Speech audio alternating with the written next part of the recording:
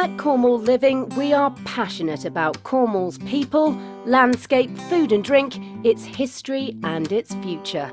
Cornwall is a very special place to live and visit, with many stories to tell, and we want to show you a glimpse of one of these.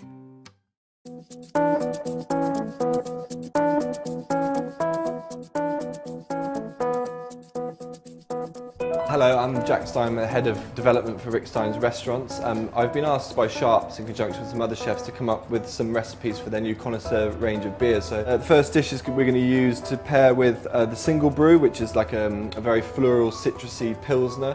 We've simply got a very light summer sweet corn puree based dish with some curried spice, some ox tongue and some turbot cheeks and a few little herbs and bits and bobs just to finish it off. The first stage of the dish, we're going to shallow fry the ox cheek. We're just going to use a really hot pan, just some sunflower oil, and just briefly season them just with salt. And then we'll just fry them for a couple of minutes on each side. Okay, so the next element of the dish is the turbot cheeks. And again, they're, like I say, similar to a scallop, very underused, hardly really known about unless you happen to get whole turbot on a regular basis, which we do, which is very fortunate. And then literally to prep them, you just pull the skin off. It's as simple as that.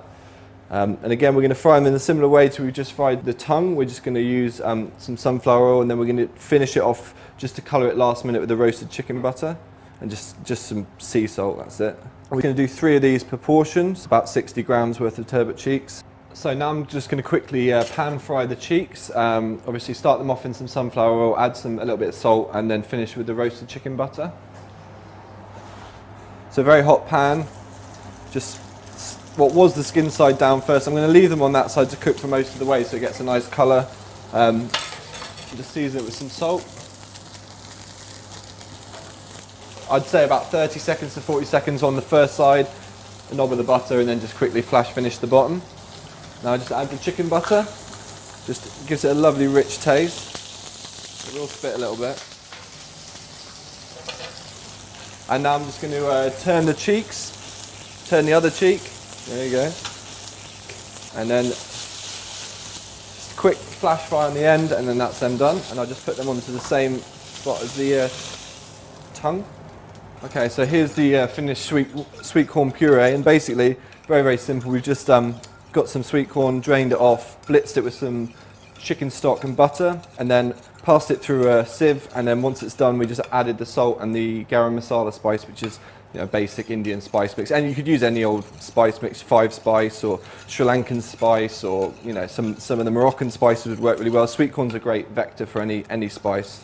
So to assemble the dish, we'll just put some tongue-in-cheek, some tongue-in-cheek and some tongue-in-cheek down, and then just quickly smear the plate with some more puree. And then just take the leaves and just arrange them so they're not too slightly obtuse angles. I quite like the look of that. And just finally a little tiny bit of sea salt across the whole thing, and that's it. And there we have it. The tongue-in-cheek, the curried sweet corn puree, the wild rocket and bull's blood cress. Thanks for watching, and stay in touch with us for the next story from Cornwall Living. We are passionate about Cornwall.